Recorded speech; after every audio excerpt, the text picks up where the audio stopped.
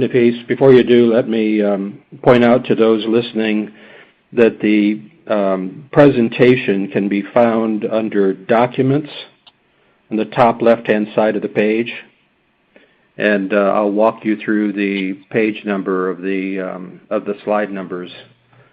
So if you click on Documents, you'll see first the cover slide, and then forward-looking statements. So in today's presentation, we'll be making certain forward-looking statements that have associated risks and uncertainties. And so we refer you to our filings with the Securities and Exchange Commission for more detailed information about AgeX and its subsidiaries, including Reverse. Slide 3, the mission of the company is, as it always has been, to target the rapidly growing markets in age-related degenerative disease.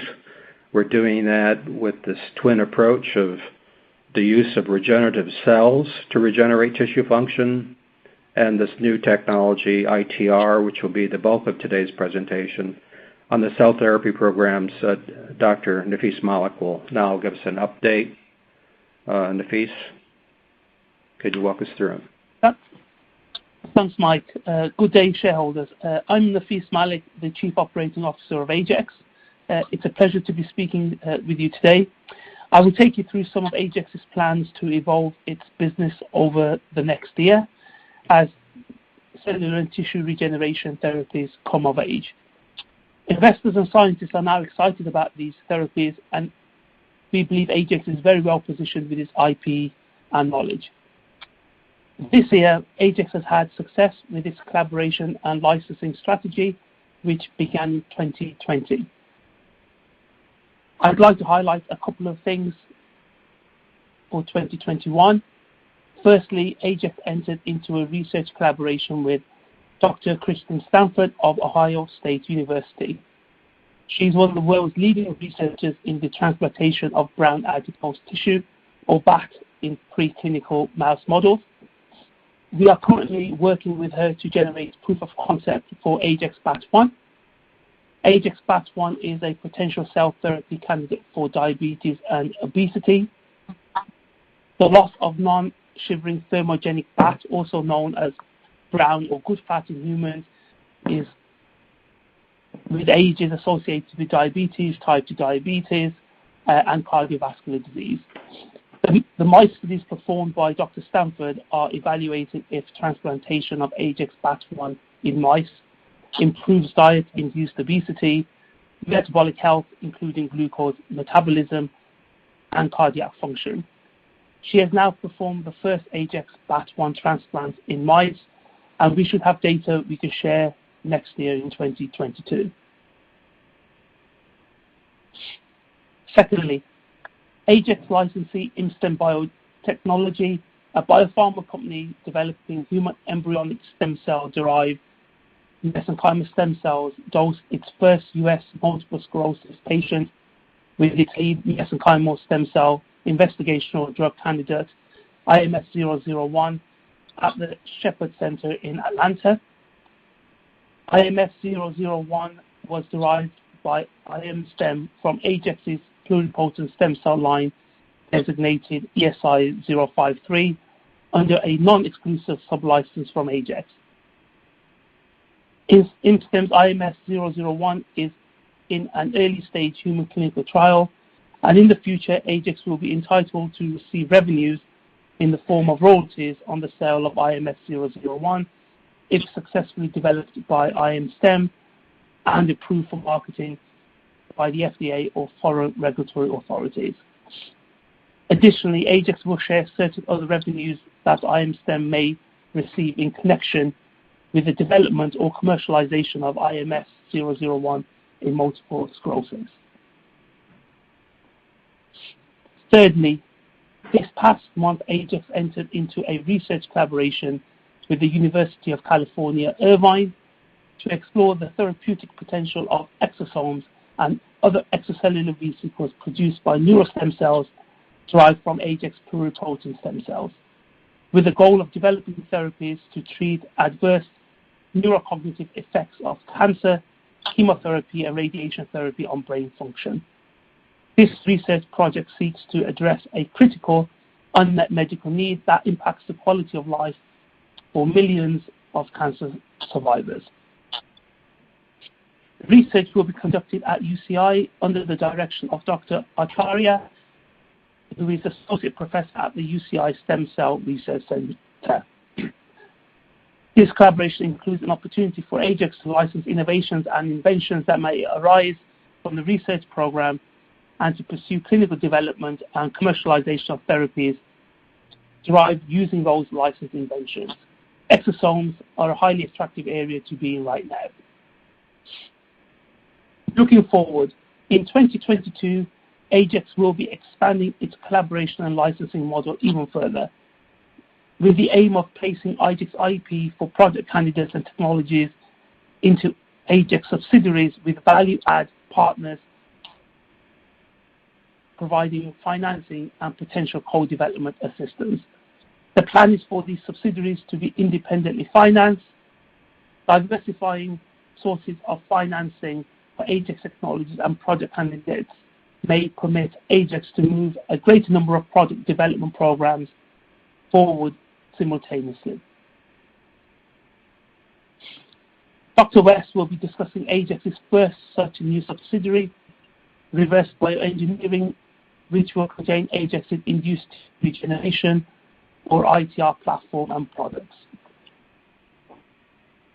Early in the new year, a second company AgeX plans to incorporate is a joint venture company with a neurological focus, with AgeX owning a 50% stake and the University of California and researchers at UC Irvine collectively owning a 50% stake. In 2020, AgeX formed a research collaboration with UC Irvine under the direction of Professor Leslie Thompson for the derivation of neurostem cells to treat Huntington's disease and potentially other neurological disorders. Professor Thompson is planning to submit an IND to the US FDA and a grant application for financing to the California Institute of Regenerative Medicine to begin a human clinical study of neurostem cells in Huntington's disease next year. This planned joint venture company is envisioned to be the vehicle for licensing from UC Irvine technology to derive neurostem cells if the research work we are sponsoring is successful, and to pursue clinical development and commercialization of any approved therapeutic products that may arise from our sponsored work at the university. Dr. Stanford at Ohio State University is performing a proof of concept mouse study for AgeX BAT1, which is being sponsored by AgeX, and if this is successful, we may have the opportunity for a third potential subsidiary that would focus on developing AgeX BAT1 in an exciting therapeutic option for diabetes and metabolic. In addition to this, we also plan to seek out strategic options of AgeX's Universide, AgeX BAT1, and PureStem over the course of next year. We are also exploring other ways in which we might acquire and co-develop or license technologies that will lead to the development of innovative cell therapies. The AgeX team is very much looking forward to 2022 as an opportunity to move multiple cellular therapies toward the clinic.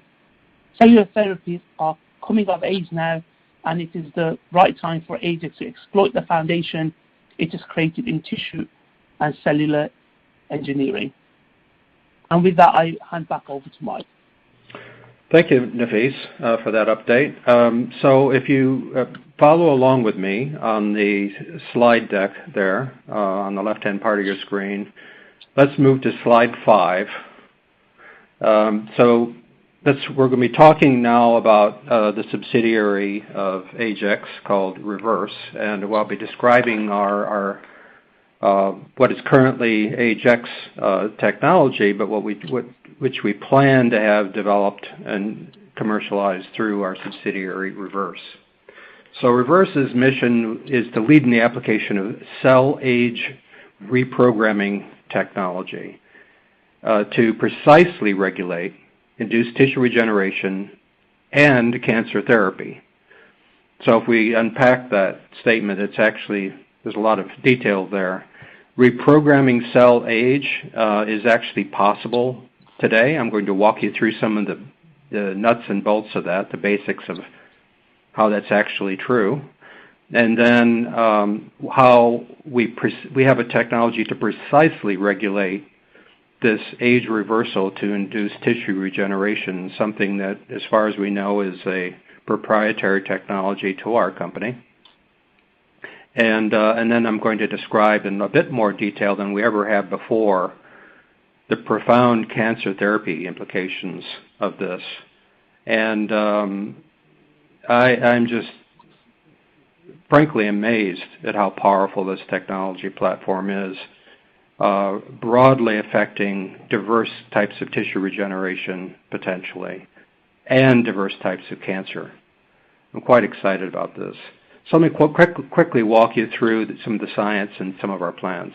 So if you follow along slide 6, the opportunity is obviously aging and age-related degenerative disease. I don't need to belabor the point, I don't think. Slide 7 shows the U.S. Census Bureau data, and you'll see at 2020 we hit this inflection point where this tsunami of aging is hitting the shores in the United States and many other countries around the world. And as I've said on many occasions, some 80% of the healthcare costs of the United States is due to chronic disease, where the body cannot heal itself, like in stroke or in heart failure or in osteoarthritis, for example. Aging commonly has one or even more than one chronic degenerative disease, and this is what causes the vast majority of healthcare costs. So there's a huge unmet need to find a way to regenerate tissues that are afflicted with chronic degenerative diseases, especially in the case of aging. And that's exactly what ITR is all about. These new technologies are transformational in scope and exciting as it can possibly be. And the next slide, 9, probably illustrates how thoughtful people are seeing this as a transformative technology for medicine. Here are just some, news reports and scientific papers. The left is Jeff Bezos, who invested in this company Altos Labs, some $270 million as a startup company in this space.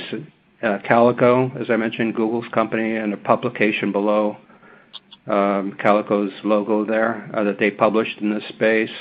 In the middle of the diagram is the Harvard paper. It got the cover of Nature magazine, which is one of the leading scientific journals in the world, turning back time in the retina to induce regeneration in the retina. And then you can see also papers and other companies being launched in this space. I think it's unprecedented in my experience, such a powerful start for an entirely new technology platform. And I think that reflects how thoughtful people see this as about as profound a new technology as you could imagine. Okay, let's get into a little bit of the nuts and bolts and how this works. Slide 10. So the red arrow illustrates the fact that our germline cells, our reproductive cells, continue the species forever. But there's a fundamental difference in virtually all, if not all, of the cells in our body, other than those reproductive cells, the cells that branch out to make the skin and blood cells and bone cells and neurons and so on. Those are all called somatic cell types. And they undergo a restriction or a loss of potential. And that leads to aging and age-related degenerative disease. And I'm going to walk you through how we, over the years, dissected out how this works and how we can intervene in it. And the next slide, 11, shows the first step in this restriction. This was work that I and others did way back when, at my first company, Geron. We discovered that we found the gene telomerase and patented it. and showed that the loss of that gene causes the shortening of telomeres, which is a clock of cell aging. So somatic cells in our body have a finite capacity to divide. It's called the Hayflick limit. And telomerase is an immortalizing enzyme, and it's present in the germline. It allows cells to replicate, well, in the case of our germline, for billions of years. So that's the first step, the loss of telomerase activity. And then at my prior company, now called Lineage, I and my colleagues here at AgeX and in the future Reverse, showed that it was possible to completely reverse the aging of cells all the way back to the beginning of life in what are called iPS cells, using a combination of reprogramming factors. I'm showing you some of them there, SOX2, Lin28, and so on, and reset the lifespan of cells. Slide 13 shows how scientists look at telomeres. Those black splotches there on the left are one way of measuring telomere length. And we showed that we could take cells all the way back to the beginning of life and reverse, as we said, developmental aging, and restore the cells back to the immortality of the germline. And that was the beginning of ITR, actually, 2010. On the right, you can see subsequent work by Steve Horvath showing another kind of clock of aging. It's called the DNA methylation clock, that iPS reprogramming, these factors could reverse aging of that clock as well. And I think the consensus today in the scientific community is these genes can reverse the aging of cells in essentially every known aspect. Slide 14.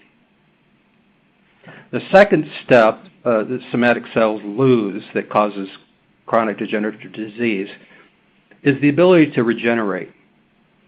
In the first 8 weeks or so, the human body can regenerate profoundly, but we lose that capacity. And so now, as an adult, if we have a heart attack, your heart just scars over rather than grows back, or cells in your midbrain lead to Parkinson's disease. They cannot repair themselves. If you have a stroke, you've lost your neurons forever, and they can't grow back, and so on. Well, we call that the EFT, embryonic fetal transition. It occurs around 8 weeks of development. Animals, slide 15, that can retain that regenerative state as adults regenerate profoundly. So here on the left is a picture of the Mexican salamander. And on the right, if we had a video playing, you'd see the amputated limb grow back in all of its complexity, nearly perfectly. And it's not just the limbs in these salamanders. Their brain can regenerate. Their hearts can regenerate. That's an example in nature of what we want to do in human medicine. We want to reawaken that biology in the human. We call it induced tissue regeneration, or ITR. And I think you can imagine how powerful that would be if we can implement this and bring this to the patient's bedside.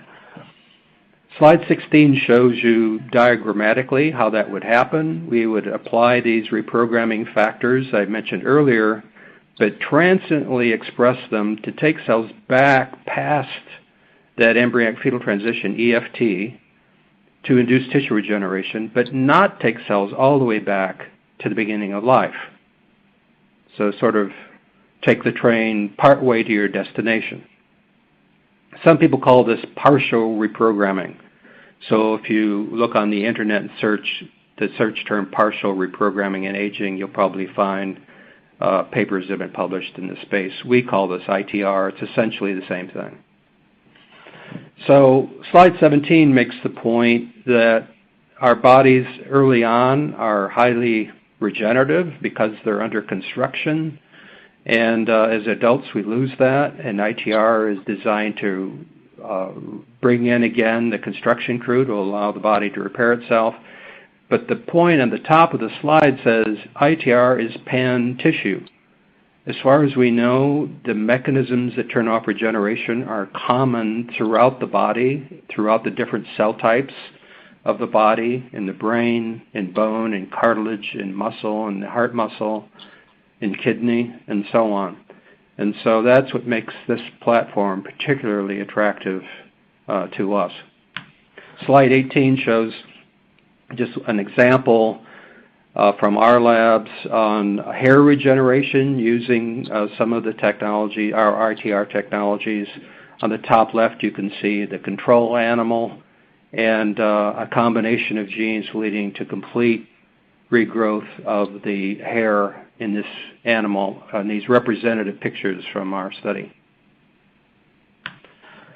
Slide 19 makes the point about one of our patent families relates to a new way of precisely regulating this process. We do not want to overly reprogram cells. We don't want to take cells all the way back to pluripotency. We want to take them just past this EFT. And here is an example using a viral vector on the left, and then in that vector would be DNA, shown on the right top, where we have these genes that can take cells like a time machine back in time. And the switch that controls the genes, we've chosen a proprietary gene promoter or switch that will be on when the cells are in the non-regenerative state. That's the point I'm trying to make with the on the right and the middle where it says stop when EFT is reached. These vectors are designed to stop reprogramming once regeneration is induced and before the cells are taken all the way back to pluripotency. We call this developmentally regulated ITR or DR-iTR, and it's a subject of one of our patent families. I have not heard of any of our competition inventing such a technology, but of course I'm not completely aware of everything that they're doing. Slide 20 makes the point that we have filed early patents on multiple ways of introducing these age reprogramming factors using gene therapy, RNA or DNA, or packaging RNA or DNA in exosomes, little envelopes, so to speak, that the body uses to transport messages like the Postal Service would throughout the body, and small molecule approaches like you see in the top right, ITR 1547, which is a small molecule cocktail. Now let me flip the coin over. Slide 21. You see this coin flip here on the left. Aging and cancer have always been yin and yang in the minds of gerontologists, and now we think we know why. Cancer utilizes some of these pathways in cancer biology. So if you look in the middle of this page, 21, you'll see cells, and this is meant to be a cartoon, so to speak, or diagram illustrating the origins of a cancer. So here we have cells that are hyperproliferating when they shouldn't be. And what we have discovered, well, let me start with what the scientific community knows. The scientific community knows that there's some cells that resist being destroyed by chemo or radiotherapy, and they call those cancer stem cells. And the current consensus in oncology is that those cells are a stem cell. They're more primitive. I have a red X through that. We believe that's absolutely backwards. We've discovered that the cancer stem cell is actually what's called the cancer stem cell. These residual cells that are not killed by radiochemo are actually the adult-like cell, and that cancer cells other than those have reverted back before the embryonic fetal transition. This is we believe is a previously unknown hallmark of cancers, plural. Like ITR addressing multiple tissue types of the body, we believe this unique signature or hallmark that we discovered for cancer is common to virtually all cancers, even lymphomas. So gliomas, sarcomas of various kinds, carcinomas, breast cancer, colon cancer, and lung cancer, and so on. So like telomerase, it's a pan-cancer hallmark, and we have filed multiple patents on this because we believe this is a really important new insight into cancer and leads directly to novel diagnostic and therapeutic strategies. Slide 22 shows very briefly an example of one of those therapeutic strategies, which we've invented and filed a patent on. So here we're combining cell surface proteins. At the bottom right, you can see examples. These are from the clustered protocadherin locus. These are proteins that are painted on the surface of embryonic cells, generally not in normal cells in you and me, but reappear in cancer. So they allow vectors to be targeted directly to a tumor. And then on the top right, you see what we call EPRO, or embryonic promoter regulated oncolysis. This is a oncolytic vector using a proprietary, again, promoter or switch to drive a toxin. And so when this gets into a cancer cell, it's designed to specifically kill a cancer cell and specifically target a cancer cell and target it for destruction. This is a novel, as far as we know, an innovative approach to pan-cancer, to all the cancers that we've looked at, which include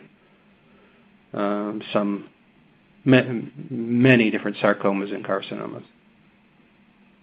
Slide 23 shows a Gantt chart on the development. The plan with Reverse is to develop two therapeutics, Renolon, which will be initially skin application for scarless wound repair, and EPRO for cancer, and we're initially planning on developing it for breast cancer, but it could be, as I said, virtually any cancer. On the near-term product stream, CardioStem is, I have not really discussed. It's a means of advancing development to make fully mature heart muscle cells for drug screening. That and non-EPRO-related diagnostic uses of our technologies, we plan to either partner or develop with a subsidiary independently funded from the company, both of which have the potential to be near-term products. Slide 24. We have a leading intellectual property and the most experienced team demonstrably in this sector. Slide 25 just summarizes some of the things that I or my colleagues have done in the past. The first isolation of human pluripotent cells back in '98, an effort that I led while at Geron, and the cloning of the components of human telomerase, this first step in aging that I described earlier. And then beginning in the year, in 2000, we showed that it's possible to reprogram aging using somatic cell nuclear transfer. 2005, I filed a patent before Dr. Yamanaka's paper, who won the Nobel Prize for IPS reprogramming, on an alternative method of reprogramming cells all the way back to pluripotency. 2010 is that age reversal paper we did. I showed you some data from using IPS reprogramming technology. And then beginning in 2013, our first, what I would call thoroughbred ITR patent application, which is beginning to issue around the world. We have another case filed in 2016, the 075 case, and then what we call the 075 case, and then since then 10 additional patents, both in ITR and ITM, which means induced tissue maturation. It's the opposite of ITR, advancing the clock in aging, for instance, for CardioStem. And we filed extensively on the cancer aspects of this, as I mentioned, I think in virtually all of those patent applications. Slide 26 reminds us and puts in perspective ITR and regenerative medicine in general. These are platform technologies. There's been several in the past. Recombinant DNA led to the birth of the biotech industry. It allowed us to make any protein, even non-human proteins, using DNA. So that led to insulin and growth hormone initially. Now a multiple billion-dollar industry, of course, with Genentech and Amgen and many other companies. Then came monoclonal antibodies. Similarly, here you could make any antibody targeting any protein, like the novel coronavirus. There's a therapy's been developed using monoclonal antibodies, but many other uses. These can be used to target, virtually anything, to do all kinds of things, such as neutralizing infectious agents or targeting drugs and so on. Regenerative medicine is like that. First, with cell therapies, this whole field, which I started back in the mid-90s, first at Geron, the ability to make young regenerative cells of any kind for the first time in the history of medicine really was the birth of the designation regenerative medicine in the field. It has since led to multiple billion-dollar transactions. I've listed a few of them there. It's come of age. But now we have ITR, a new technology to induce the body's natural ability to regenerate itself and to treat such a broad array of cancers. This is a new category of regenerative medicine which we intend to lead in the coming years. Slide 27 summarizes what I've discussed today. We're continuing to lead in the innovation of novel therapeutics in regenerative medicine. AgeX is developing, as Nafees discussed, BAT1 and VASC1 neural cells for Huntington's disease to commercialize Universite and our GMP cell lines and PureStem and so on. And Reverse Bio, which will initially focus on ITR and its application in the skin, called Renolon, and breast cancer is an initial target, but we think potentially multiple cancer types using this novel technology we call EPRO. So with that, that concludes our presentation.